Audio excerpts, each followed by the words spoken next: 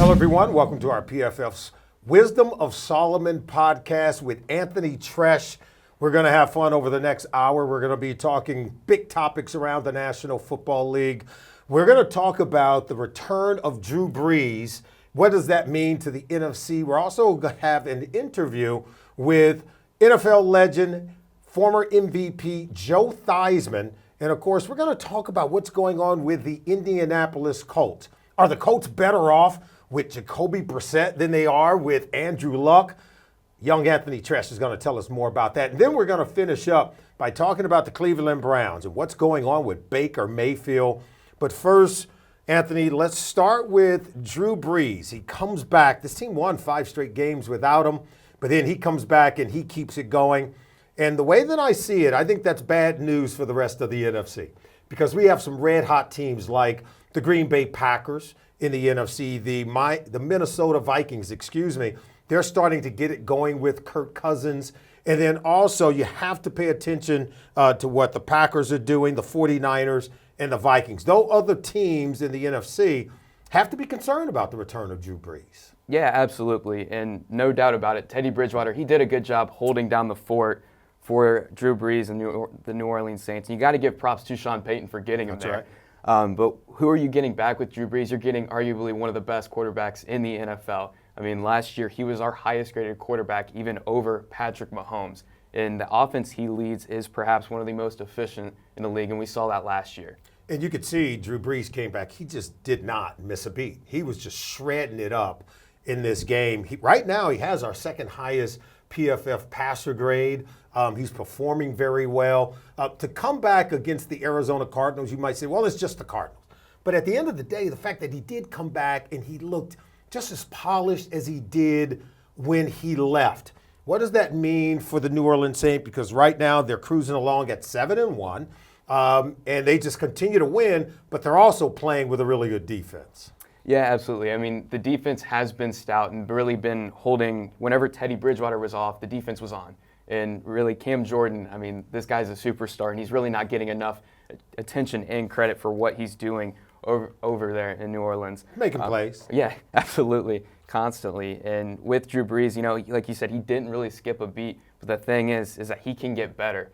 You know, you haven't seen a whole lot of big-time throws when he has been on the field this season. But last year, that was his best. That's always been his calling card, right? Absolutely. I mean, he was the most accurate quarterback. I mean, he shattered PFF records last season on throws past 10 yards or more. Wow. So, I mean, he is perhaps the most accurate quarterback in the NFL. And he really, I mean, from what we've heard, his thumb really wasn't 100%. He should have waited, that 3-month period because it's still not completely healed. But, I mean, he was eager to get back. Teddy Bridgewater is lighting it up. Mm-hmm. And I think he says, look, I want my job back. You ever heard of a guy named Wally Pipp? He was the guy that kind of took a week off, and then a guy named Lou Gehrig came in to play third baseman for the Yankees. Lou Gehrig went on to set a consecutive start streak, and Wally Pipp never got his job back. And so not that Drew Brees, he's a Hall of Famer. I know he's not afraid to lose his job. But when you see a backup player go in and the team is winning without you, with that backup guy, you don't want that conversation to be had. Can we play without Drew Brees? And Drew wanted to get back in there. Let's move on and talk about the San Francisco 49ers. They remain undefeated at 7-0.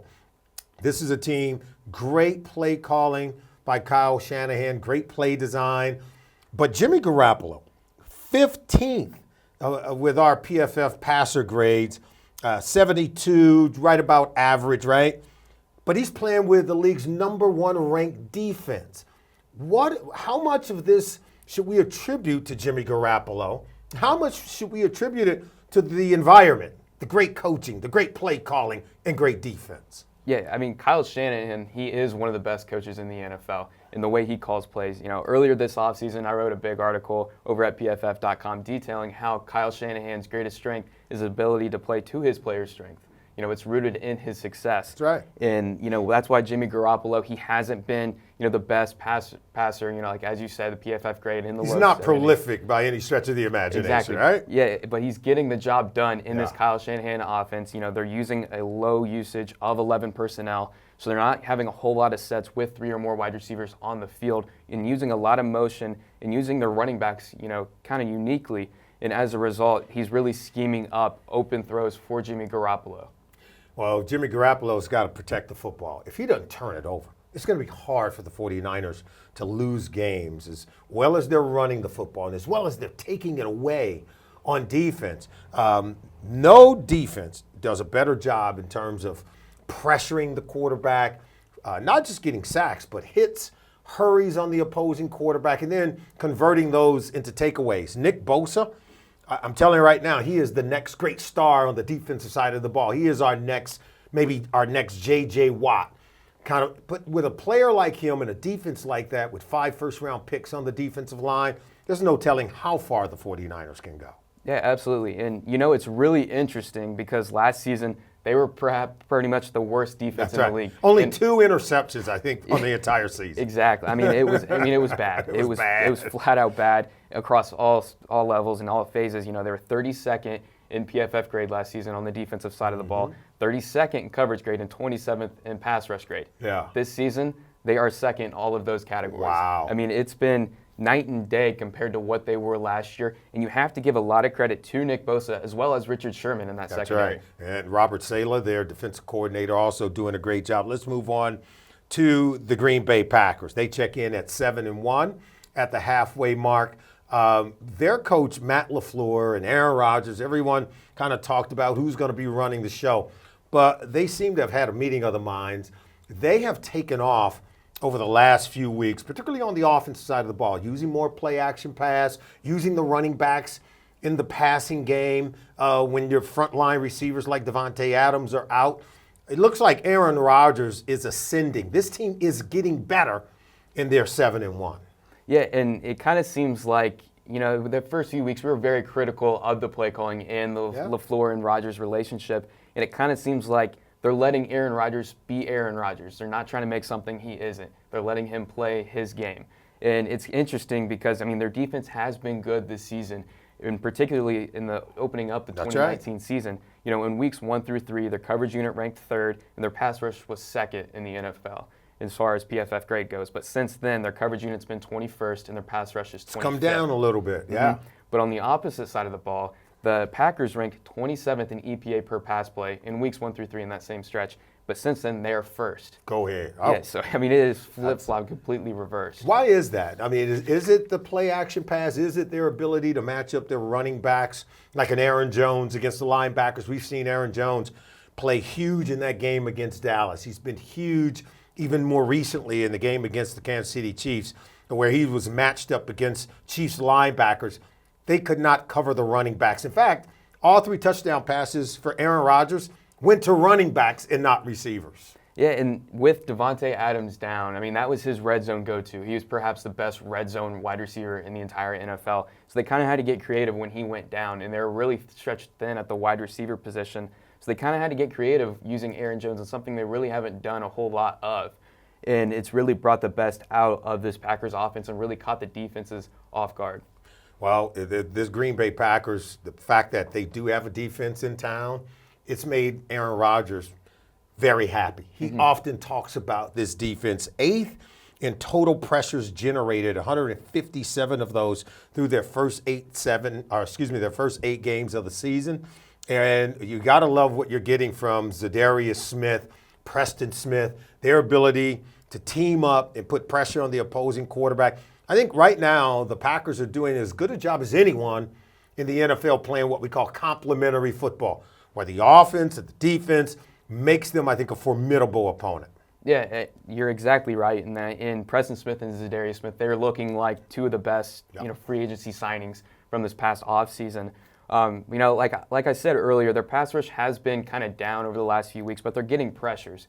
So it kind of seems like they're getting a lot of pressures handed to them from what I saw when I went back and watched them. They're getting a lot of them handed to them and not doing a whole lot of in the one-on-one pass rush, which we want to see a little bit more of. But in that secondary, it's kind of regressed a little bit, and it's as expected. It's hard to sustain that unless you're in the New England Patriots that are just kind of There's no doubt. unprecedented in what they're doing. But it's hard to ignore what Jair Alexander is doing in that secondary. He's looking like he might be one of the best rising cornerbacks in the NFL. There is no doubt. Anthony, the Minnesota Vikings, I mean, as a quarterback at least, Kirk Cousins could not have gotten off to a worse start of the season in those first 3 to 4 games. And then here recently, no one has been better. His PFF passing grade has been better than any other quarterback over the last 4 weeks, and he has taken off. And I know a lot of it has to do with play action pass, but if you're telling me that's going to make Kirk Cousins that much better than the other quarterbacks and their team that much better, then why weren't they doing this in the first place? Yeah, and as you said, we've all heard it with Kirk Cousins, and we all know it by now. Play action is his best friend. That's right. And I remember going back and watching the video that you did with George and Eric, our data scientists, and Bruce Gradkowski about the running game and play action if it affects that. And it's kind of interesting because you go back to when Kirk Cousins had to publicly apologize for his play, and he had one of the worst games of his career. And he went up against the Chicago Bears in Week 4, and they had the 3rd lowest usage of play action that week. They ended up losing, had their worst offensive game, efficiency-wise, but their best defensive game. And since then, in Week 5, he turned in the 2nd highest play action rate. In Week 6 and 7, he was 1st in the league in play action rate. In Week 8 is the 5th highest. So you can tell this Minnesota offense is recognizing the fact they need to run more play action. And they still have Dalvin Cook. He still is effective running the ball. But the rushing numbers for the Vikings have come down during this play action explosion.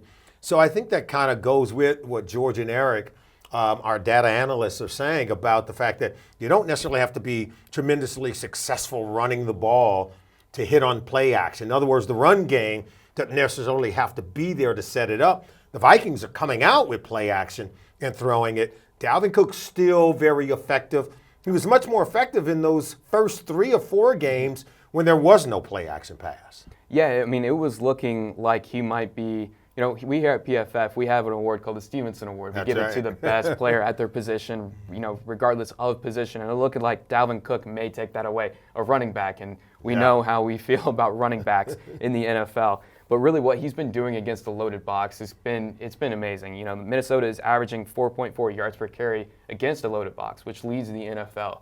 And it kind of coincides with, Kirk Cousins. He's passing a lot against the loaded box as a result of that. Over 39% of his pass attempts have been against the loaded box, which is 10% higher than anyone else. And that's what you should do. You get a loaded box, you should check to the pass. You should be able to check to a play. But if you can check to a play action, as if you're going to run to it, and then come up throwing it deep to Stephon Diggs, it's been working for the Minnesota Vikings, and we'll have to see if that can continue. Yeah, and we're talking about this play action, and it's interesting because they're really using play action to open up those downfield throws to Adam Thielen and Stephon Diggs. And on the year, Kirk has 25 pass attempts of 15 or plus yards running play action, and that's the most in the NFL. What does the big-time throws look like?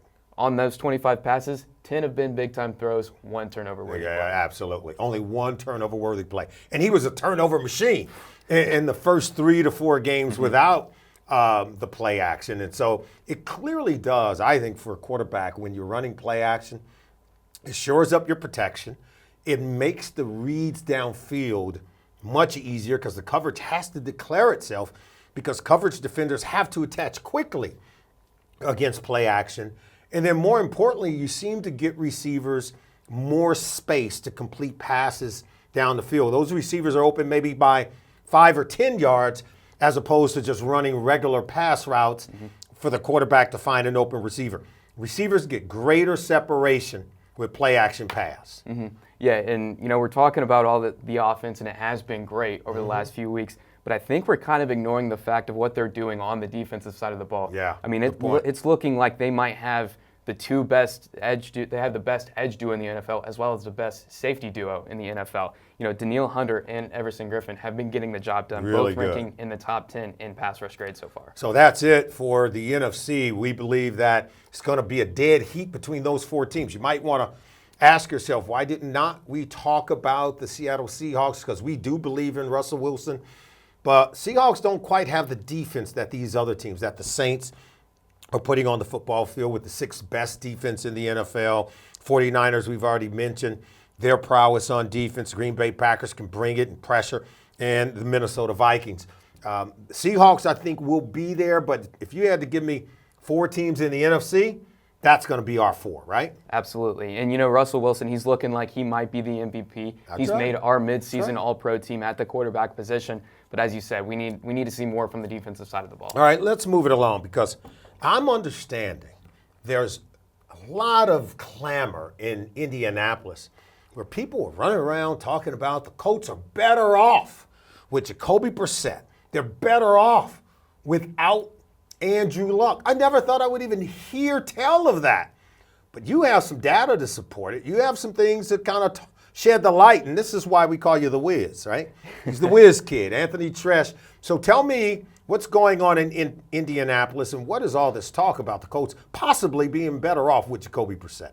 Yeah, over the last few weeks, I'm an Indiana guy. I'm from Indiana. There you go. And I've been hearing a lot of people talking about, I think Jacoby Brissett's a better quarterback than Andrew Luck. And we were talking about this the other day, and just coincidentally yesterday turned on the TV and heard a prominent figure in football talk about how Jacoby Brissett is, in fact, better than Andrew Luck. It's not really the case. And if you're really looking at the box score, you may think that way. Mm-hmm. Right now, he ranks 9th in passer rating at 99.7, but he ranks 26th in PFF passing grade at 59.8. Okay. So why is that? I mean, the data tells us he's getting lucky in some instances. He has 6 big-time throws and 8 turnover-worthy plays, but his touchdown to interception ratio is 14-3. Okay. So he's really getting bought out, by his receivers too. I mean, he has a low average depth of target, the 6th lowest in the league at 7.4. A lot of dink and dunk. Mm-hmm. And 53.6% of his yards have come after the catch, which is the 4th highest among quarterbacks. And when you're looking at what Andrew Luck was in 2018, it was the exact opposite. He was going down the field. Absolutely. And, we talked about earlier, we mentioned Drew Brees was the highest graded quarterback, just above Patrick Mahomes. But last year, the 3rd highest graded quarterback was Andrew Luck. I mean, what he was doing on downfield throws was remarkable. I mean, he had the 3rd lowest percentage of his yards coming after the catch. So he was doing more than his receivers as opposed to Jacoby Brissett. That's amazing. I mean, that's simply amazing. Help our viewers to understand how yards after the catch and the air yards, how that works. In terms of quarterbacks, they could end up with 300 yards at the end of the day, both quarterbacks. Mm-hmm. But one guy can have 70% of his yards through the air, maybe 30% yards after the catch. That quarterback is doing something different than the other guy who's maybe throwing 5-yard throws or pass plays, and most of his yards coming after the catch where the receivers are doing most of the work.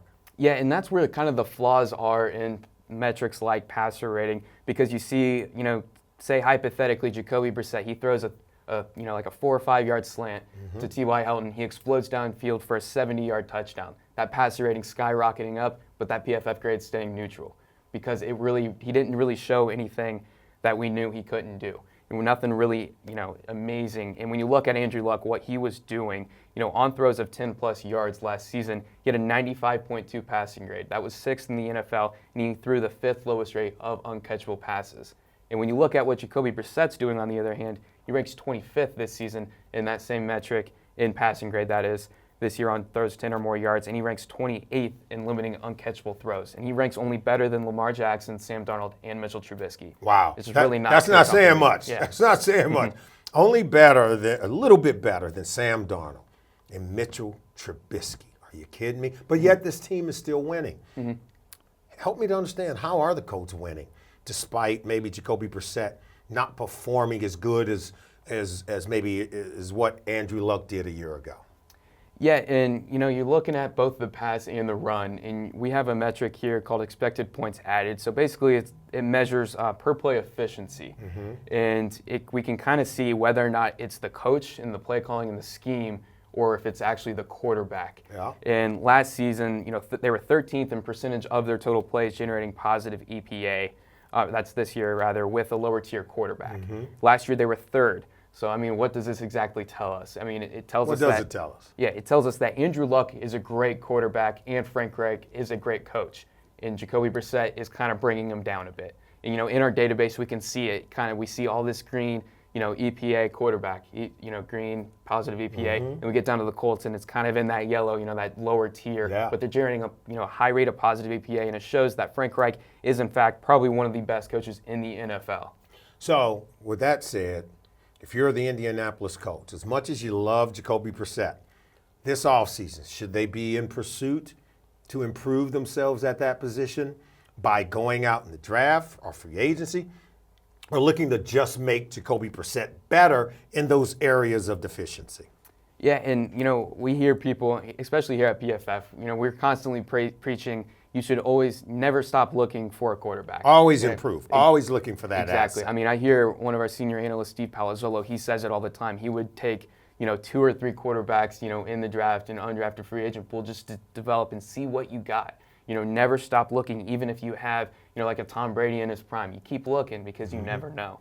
And the Colts really should still keep looking because that quarterback position is perhaps their weakest on their team. And, earlier I was talking about, the passing really being more efficient because of Frank Reich. And, there's no doubt the run game has been great this season. And, that's right. And it Much really, improved. Exactly. And, last year they were 11th, this year they're second in PFF run blocking grade. And EPA per rush last season was 26th. This year it is 9th. So they're really getting the job done there. But you have to look, and you look at the PFF grades from a rushing perspective, and it's still really not the best for the Colts. So we have to dive in and figure out, well, how are they getting all these positive plays when they're rushing the ball? And you have to look towards the offensive line, especially Quentin Nelson. I mean, there's no doubt. He's made his mark as perhaps the best, easily the best left guard in all of football. And when you look at, plays when they're having a guard pull versus, running those zone concept plays. More power runs. Yeah, they're averaging more yards per carry on those plays where Quentin Nelson is pulling. There's no doubt. I go back to the Week 5 game, the Indianapolis Colts on the road at Kansas City, going up against a high-powered offense, a healthy Patrick Mahomes at the time. The Colts run the ball some 41 times for 190 yards, played keep away from that powerful offense, played keep away from Andy Reid and from Patrick Mahomes, who I think only reeled off maybe 14 run plays. They were trying to play catch-up. They were trying to throw it. They just didn't have enough snaps, as if not enough at-bats in order to score their usual barrage of points. Now, they did a good job on defense going man-to-man against the chief receivers. Remember, no Tyreek Hill in that game. But the Indianapolis Colts, in the way they went for it, I think they were 2 for 2 on 4th down in that game. Another asset that Frank Reich brings to the table, his willingness to go for it on 4th down, but his willingness to really kind of run the ball or run the offense through this offensive line, through the running game, and it negates the presence of who you have at quarterback. Yeah, in that Chiefs game, as you said, they came away with the victory, and they were good on defense playing that man-to-man coverage, but they ran the ball heavily. And, you go back to that rushing grade, and it's still at a 69.3, but that run blocking grade for that game is at 80.3. So you really have to attribute and give the game ball to that offensive line for the run blocking in that game. And Jacoby Brissett in that game, it was not good. I mean, they had a 39.7 passing grade for that game, and Patrick Mahomes was a little hobbled. So you really have to ask yourselves, how much do you have to consider the upper tier of NFL teams because of that win? Yeah. I'd say not necessarily, because you go back into their schedule and you look at the wins they have, and they're squeaking by opponents. They squeaked by the Denver Broncos this past week, who's kind of been a bit of a disaster so far this year, and who they've really played. And it's only going to get easier. I mean, we probably would assume they're going to end up being 7-2. They play the Steelers next week and then the Dolphins the week after. Whoa.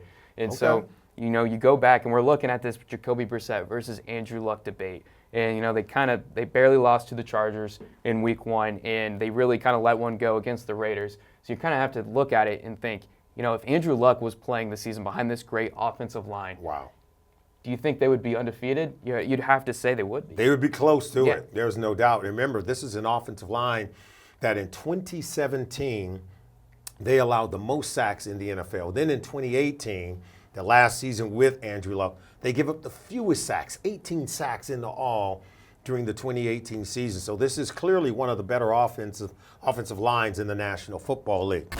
All right, welcome back to the PFF Wisdom of Solomon podcast with Anthony Treash. And it's now my good fortune to say hello to a longtime dear friend, Super Bowl champion and NFL MVP in 1983, one Joe Theisman. Joe, how are you doing today?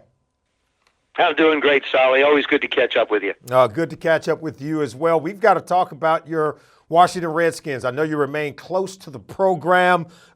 They've had to say goodbye to their head coach, Jay Gruden. Now Bill Callahan is in there instead. Just kind of talk to us about what do you see happening with that position, the head coach of the Washington Redskins, and what do they do moving forward?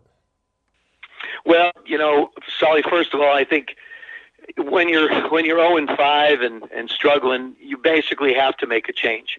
And there's only two places you can make significant changes to a football team. It's at the quarterback position and then also at the coaching position. And so Jay was asked to leave. I thought he did an incredible job over the last couple of years. I think there were 46 guys on IR over the last 2 years, another 10 or 12 this year.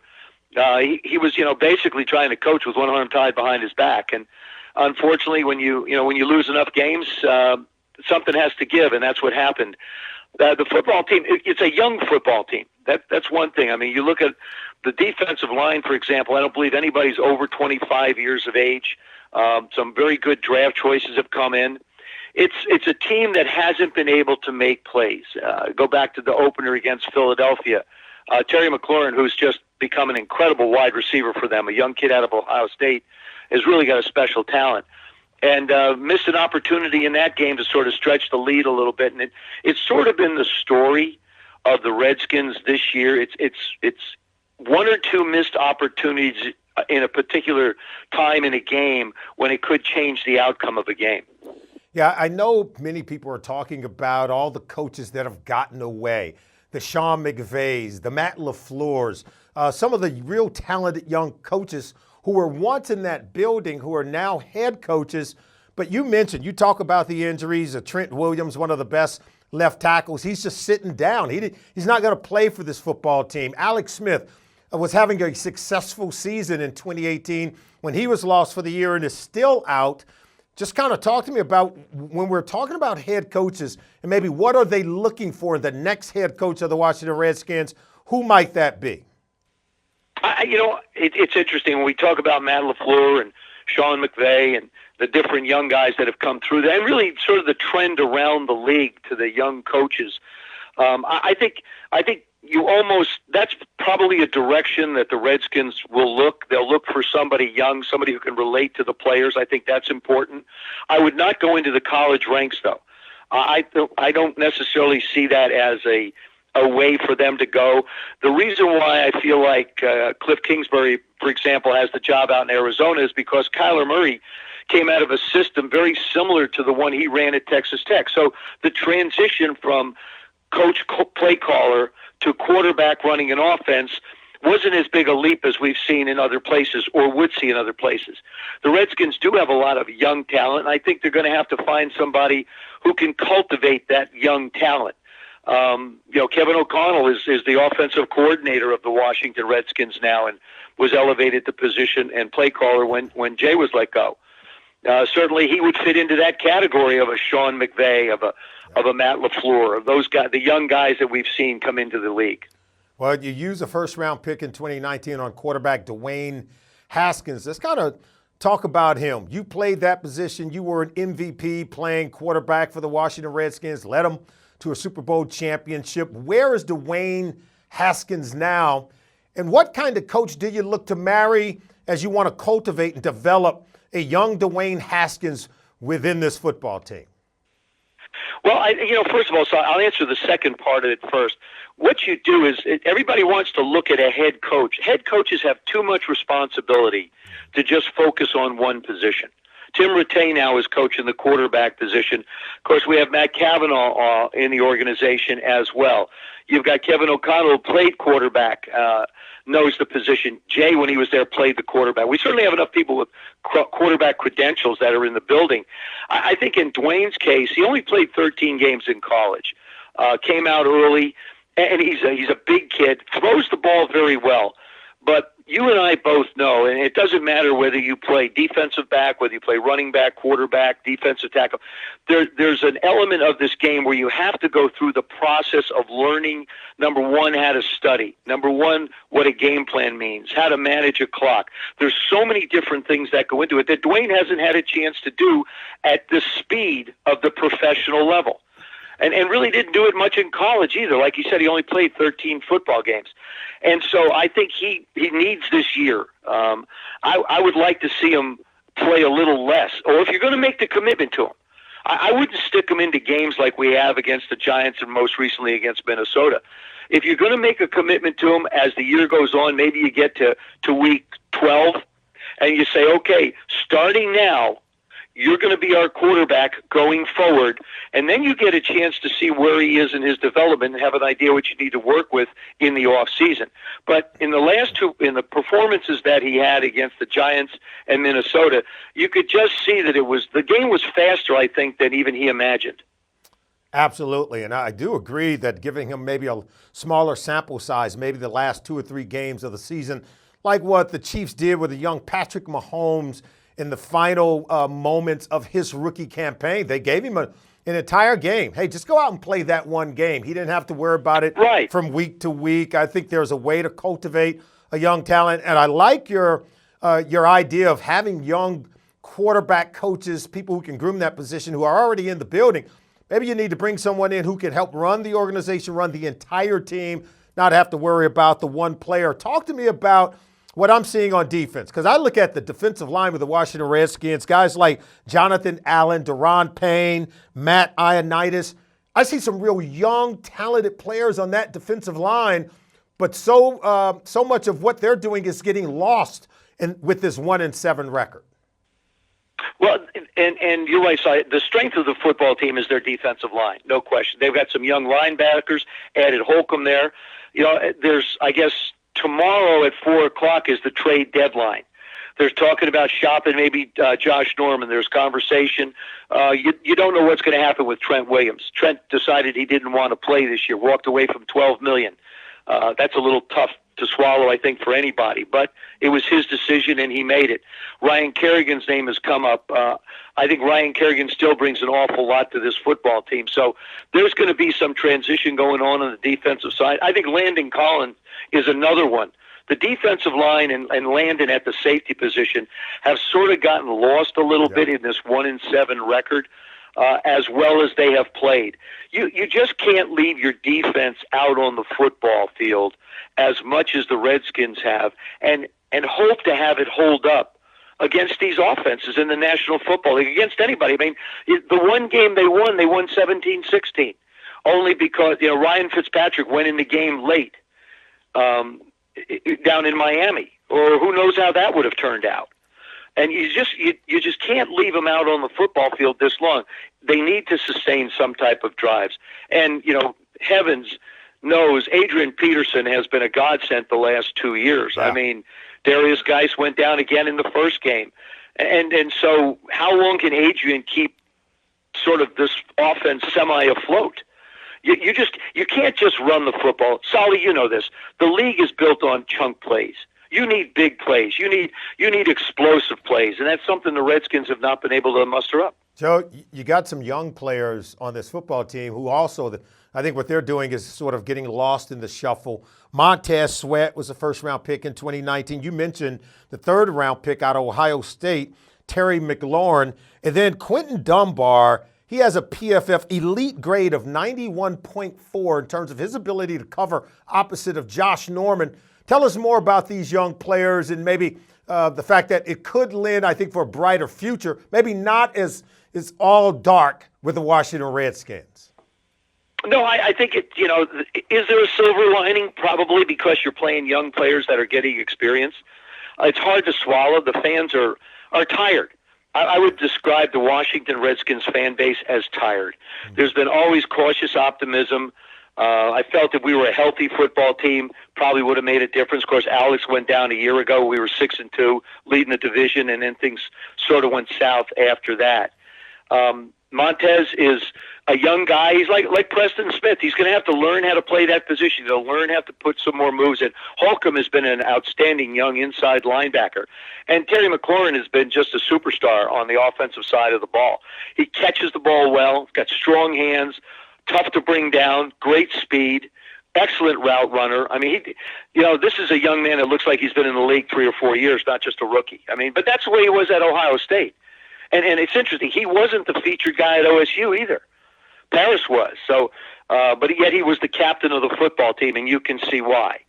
But yeah, we're bringing up young names. Even Deron Payne and Jonathan Allen, and Matt Ioannidis has been playing great football. Not good, but great football.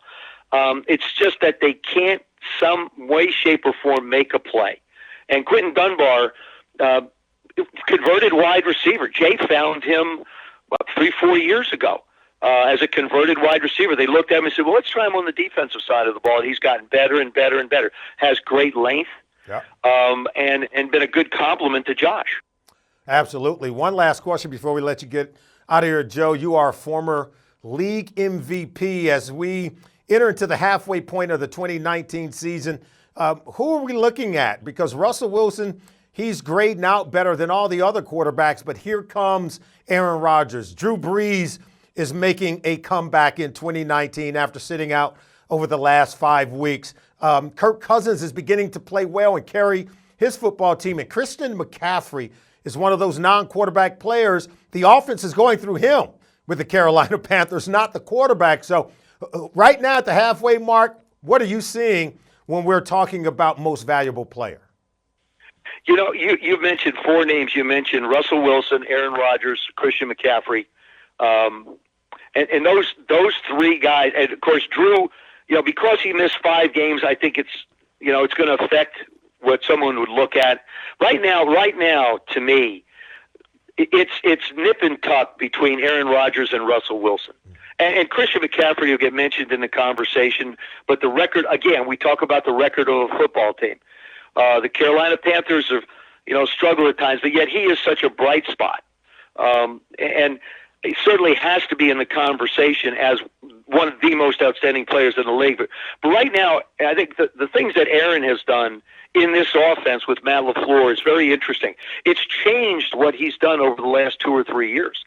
The Green Bay Packers now are a running football team, which even makes Aaron much more dangerous when it comes to picking and choosing his ability to make throws. He's staying in the pocket more, getting rid of the football, as opposed to running around and doing those magical things that we saw. He's managing the games in a different way. And I found it very interesting, real quick, just watching the game last night, when it was towards the end of the game, Matt LaFleur stood there and was basically asking Aaron, what do you think? And so this was my biggest question. When you have a head coach that's just about the same age as your quarterback, how is that conversation going to go? And I think that it's gone very, very well. Russell Wilson is the Seattle Seahawks. I mean, just like Aaron is the Green Bay Packers. So right now, it would be tough to figure out which one of those guys. Let them be co-MVPs. Why not? We've had it before. Remember Steve McNair, Peyton Manning, and certainly these 2 guys I think it's going to come right down to the end. But hey, the Green Bay Packers, they're playing with a defense now, and Seattle, they're struggling in that area. Joe, hey, thank you for taking the time to join us on the podcast. We hope you join us again sometime soon. Anytime. Give me a call, Solly. Good catching up. All right, Joe. Take care. That was Joe Theisman, former NFL MVP and a champion of Super Bowl 17 with the Washington Redskins. We'll be back with more on the PFF Wisdom of Solomon podcast with Anthony Treash. All right, now it's time to talk about Baker Mayfield, who has struggled during the first half of the season, during their first 7 games in 2019. I'm seeing a lot of things here, Anthony. Baker Mayfield holding on to the ball too long. Baker Mayfield has a tendency to get out of the pocket maybe a little too soon.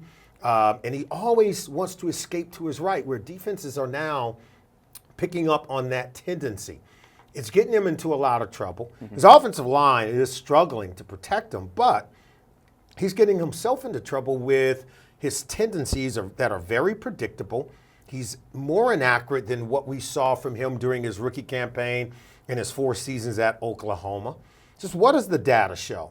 I know he's leading the league in interceptions. He's got some problem areas. But what are you seeing with Baker Mayfield? Yeah, right now we have Baker Mayfield at a 73.3 PFF grade, which is at 13th best. And you look at who's just under him, we have Teddy Bridgewater. Yeah. So you kind of have to ask yourself, how is Teddy, going undefeated when he's behind center for the New Orleans Saints, but then you have Baker Mayfield ahead of him. And granted, he hasn't been what we saw last year. We're talking about a guy that was top 3 in big-time throw percentage last year when he came into the league. And he was one of the highest graded quarterbacks in that final stretch of games after, the whole regime got switched over. And really, it kind of just seems like he's forcing the ball too often. As you said, he's going outside the pocket significantly, and he has 38 throws outside the pocket, and 21 of them have been towards a tight window. That's right. That's the most. And really, he's doing this far downfield. These aren't short tight windows, on short passes. He has a 16.3 average depth of target outside the pocket. He's pushing it down the field, but he's a little late, and that causes problems. Yeah, and, looking at his adjusted completion percentage outside the pocket, it's at 34.5%. Wow. And that's 20% really low. 20% lower than any other quarterback. 20 career starts for Baker Mayfield. He has a career PFF passing grade of 81.0. That's above average. So we're seeing some good, we're seeing some bad. And we can talk about the bad. We just kind of went through that. What are some of the good things you think Baker Mayfield is doing? Yeah, and you kind of have to, as you said, he's holding onto the ball a little too long. He's dead last in adjusted completion percentage when his time to throw is longer than 2.6 seconds. And based off what we saw last year, you have to be optimistic he can, recuperate what we saw from him and become the top 10 quarterback we all thought he was entering into the 2019 season. And we hinted at his situation being rather poor. And you look at guys like OBJ and Jarvis Landry, and you really expected, you would assume this offense would be better and more explosive, efficient. and more big plays. Yeah, and they're not getting let off the hook either, because in percentage of catchable passes caught, there's been 79 wide receivers who have had 25 targets come their way. OBJ ranks 66 in that metric. Wow. Jarvis Landry ranks 69th. So that they're much better than that. At least they have been in the past. What's happened? Yeah, and it just kind of seems like you kind of have to question the play calling and the scheme. They're passing a lot out of 3 wide receiver sets, but really they're not been efficient in that. And he's 14th in passing grade when there's 3 or more wide receivers on the field, 17th in yards per attempt, and 31st in passer rating. But then when you look at plays when there's heavier personnel sets and 2 or less wide receivers on the field, Baker jumps 7th in passing grade, 3rd in yards per attempt, and over 2.5 yards more generated per attempt on that. Well, he's got to do a much better job, I think, of climbing the pocket. What we're seeing is him dropping back. He gets deeper and deeper in those drop backs. He tends to want to escape to his right, which defenses are now scheming for that. But even as he keeps dropping deeper and deeper, now he's got to drive the ball further just to even get it past the line of scrimmage. And we're seeing some of those throws, the timing of those crossing routes are thrown off a bit. He tends to be slightly behind his intended receiver. Those balls are getting tipped up for interceptions or batted down for incompletions on 3rd down, and they're having to come off the field. I believe that the play caller, Freddie Kitchens, could do a better job of helping his quarterback, Baker Mayfield. I'd love to see them do more play action passes like what we talked about with Kirk Cousins. I believe he could be more prolific. I think it'll help the offense in terms of this offensive line protect Baker Mayfield better. I think it defines his reads down the field. He'll have more big-time throws. Yeah, and as you said, he's bailing on the pocket a lot. And 44%, when he's seeing pressure, 44% of his dropbacks end up outside the pocket. And that's the 2nd highest rate in the NFL. And that's not good. No, and as you said, he's dropping back deep and he's rolling out to his right. And a lot of the pressures have been attributed to him for that. He has the 7th most pressures attributed to a quarterback right now. And we really want to see him step into the pocket rather than step out. That's right. And if you climb the pocket, you'd be surprised. You can see more of what's going on down the field and get some of those easier throws. And if you do end up getting sacked while climbing the pocket, instead of it being a 13-yard loss, it's now a 4-yard loss. So a lot of good things happen when the quarterback climbs the pocket. Want to give this number, though. His career number for big-time throws, 51. Career turnover-worthy plays, 27. So there are some good things as we talk about with Baker Mayfield, and I think we've got to talk about some of the undisciplined components around him.